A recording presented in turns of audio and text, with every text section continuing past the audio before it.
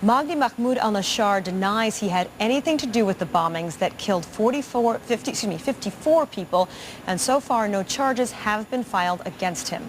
Joining me to talk about this arrest and the cooperation between Western nations and Arab countries like Egypt are MSNBC analyst Waleed Faris. Waleed, thanks for being with us. Sure. As well as Raghida Dergham. Raghida, thanks for being with us. I'd like to start with Waleed first. Waleed, in the past, has Egypt been considered an ally with the U.S. and or the U.K. in the war on terror? Well, of course, Egypt as a government is an official ally with agreements, military strategic agreements with the United States and, of course, with agreements with the UK. Egypt receives more than $1.8 billion in aid from the United States. There are joint maneuvers between U.S. forces and Egyptians. Now, there is an overlap, that is, Egypt is with us in the war on terror in as much as it engages its own enemies, the radical organizations. Where Egypt borders are, and would be the case with Pakistan, is the war of ideas. Egypt and Pakistan cannot be with the United States in the angle we are visiting the war on terror, meaning political change. That is the difference. All right, since you've brought up Pakistan, it's interesting because obviously General Pervez Musharraf has pledged, of course, the United States to help with the war on terror, yet there is this possibility that one of these madrasas that some of these bombers may have studied at have direct links to Osama bin Laden. So if Pakistan is our ally on this one level, what's going on another level that these madrasas are still existing? Well, on the one hand, as we said for Egypt, it's also true even more for Pakistan. Pakistan receives weapons from the United States. The President Musharraf in Pakistan was the victim of at least 2 attempts on his life on behalf of Al-Qaeda or their advisors or their supporters, which means, yes, on Al-Qaeda we are together, U.S. and Pakistan. The problem is, in Pakistan, is that Al-Qaeda is not just a terrorist organization.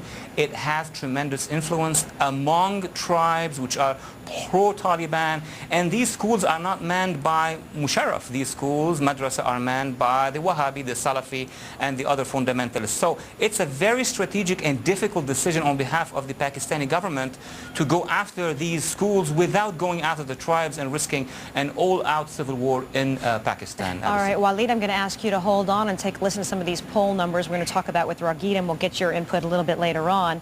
This new Pew poll out today, Raghida, says support for suicide bombings and other acts of violence in defense of Islam has dropped since 2002 by 34% in Lebanon, 12 points in Indonesia, 8% in Pakistan. However, on the flip side, in Jordan, it has increased by 14 points.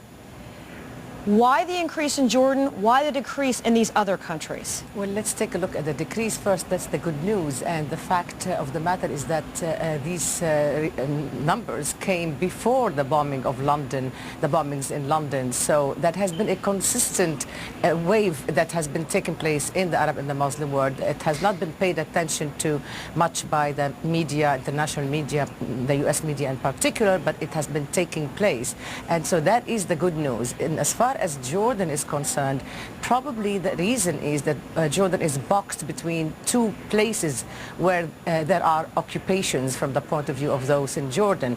It is a majority or a great number of Palestinian Jordanians are probably part of this increase, and they feel that the policies towards the Palestinians under occupation have been wrong policies, and that Iraq is still under American occupation from their point of view. Which explains another part of this poll, which said that half of people, Muslims polled in Lebanon, Jordan, and Morocco, said that attacks were justified if attacked Americans in Iraq. They were justified in people's minds.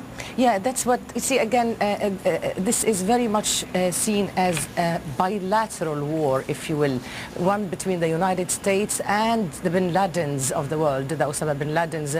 Al-Qaeda, after all, it's not only about Osama himself, it is about the Zarqawi, the bin Ladens, and the others.